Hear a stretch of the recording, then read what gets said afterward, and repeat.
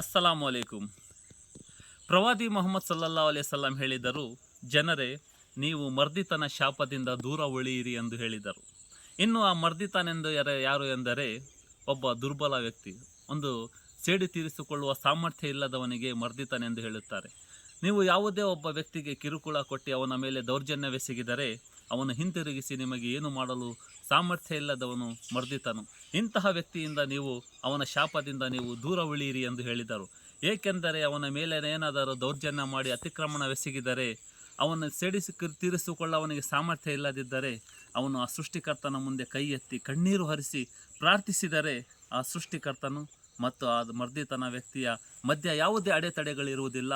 ಅವನು ನೇರವಾಗಿ ಅವನ ಪ್ರಾರ್ಥನೆಯನ್ನು ಸ್ವೀಕರಿಸಿಕೊಳ್ಳುತ್ತಾನೆ.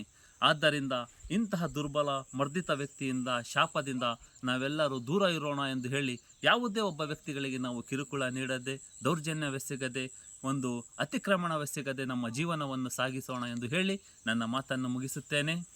ಅಸ್ಸಲಾಮು ಅಲೈಕುಂ.